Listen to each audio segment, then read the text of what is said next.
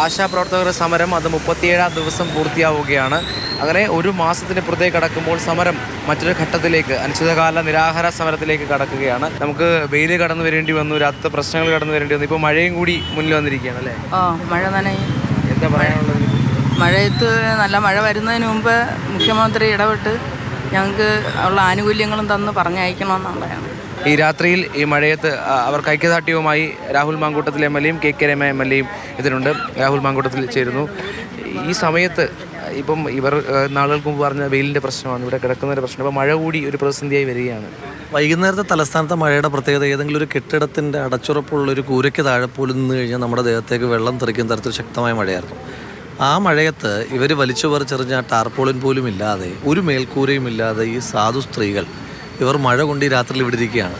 സർക്കാരിൻ്റെ വനിതാ നവോത്ഥാനം കാണണമെങ്കിൽ ഈ സെക്രട്ടേറിയറ്റ് പഠിക്കലേക്ക് വന്നു കഴിഞ്ഞാൽ നിശ്ചയദാർഢ്യമുള്ള അമ്മമാരുടെ സ്ത്രീകളുടെ നവോത്ഥാനം എന്താണെന്ന് കാണാം. സർക്കാരിനൊരു ഫോൾസ് ഈഗോ ഉണ്ട്. എല്ലാ സമരങ്ങളെയും നേരിടുന്നതിനകത്ത് ഞങ്ങൾ അവരോട് സംസാരിച്ചാൽ എന്തോ ക്ഷീണമായി പോകുമോ എന്നുള്ളൊരു ധാരണ കൊണ്ട് ഈ സർക്കാരിന് വോട്ട് ചെയ്തവർ, ഈ സർക്കാർ അധികാരത്തിൽ വരാൻ ഒരുപാട് അഹോരാത്രം പണിയെടുത്തവർ, ഈ സർക്കാരിന് PR ചെയ്യാൻ വേണ്ടുന്ന സാഹചര്യങ്ങൾ ചെയ്തു കൊടുത്തവരല്ലേ ഇവിടെ വന്നിരിക്കുന്നത്. അവർക്ക് വേണ്ടുന്ന എല്ലാ പിന്തുണയും പ്രതിപക്ഷം കൊടുക്കും. കഴിഞ്ഞ ദിവസമൊക്കെ പറഞ്ഞെന്താ, പ്രതിപക്ഷം മുതലെടുക്കുന്നു, ഞങ്ങളങ്ങ് മാറിയേക്കാം. ഇത് ഫ്രീ പോസ്റ്റാണ്. സർക്കാർ വന്ന് ഇവരോട് സംസാരിച്ച് ഇവർക്ക് ശമ്പളം കൂട്ടിക്കൊടുത്ത് നാളുകളിൽ ഇവരുടെ വോട്ട് മുഴുവൻ വാങ്ങിക്കോട്ടെ, ഞങ്ങൾക്ക് പരാതിയില്ല. ഞങ്ങൾ പൂർണ്ണമായിട്ടും മാറിക്കൊടുക്കാം, അവർ തയ്യാറുണ്ട്. 37 ദിവസമായി ഇപ്പോൾ ഏറ്റവും ഒടുവിൽ മഴയുടെ പ്രതിസന്ധി ഇവിടെ എത്തുകയാണ്. അല്ല, ഇവിടെ ഇവരുടെ കണ്ണിൽ നിന്നൊക്കെ ചോര വരുന്നുണ്ട്. നിങ്ങൾ കാണണം, അത് കണ്ണുനീരല്ല ഇവർക്ക് വരുന്നത്.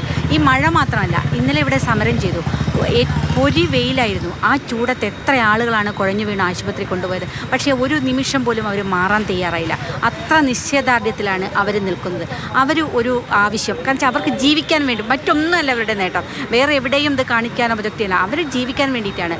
ആ ജീവിത യാഥാർത്ഥ്യങ്ങളിൽ നിന്ന് അവർ സംസാരിക്കുമ്പോൾ അതിൻ്റെ മുന്നിൽ സർക്കാർ മുട്ടുമടക്കേണ്ടി വരും. അതിന് മുന്നിൽ ധാർഷ്ട്യം പ്രയോഗിക്കരുത്. അവരെ ചർച്ചയ്ക്ക് വിളിച്ച് ഈ പ്രശ്നത്തിന് പരിഹാരം ഉണ്ടാക്കണം. പ്രതിസന്ധികൾ ഓരോന്നായി മുന്നിലേക്ക് വരികയാണ്. അപ്പോഴൊക്കെയും അവകാശങ്ങൾക്ക് വേണ്ടി സന്ധി ചെയ്യാതെ, ഒന്നിനോടും സന്ധി ചെയ്യാതെ അവർ പോരാട്ടവുമായി 37-ാം ദിവസവും പൂർത്തിയാക്കുകയാണ്. രതീഷ് വെൺപകലിനൊപ്പം രാഹുൽ ജി നാഥ്, മാതൃഭൂമി ന്യൂസ്, തിരുവനന്തപുരം.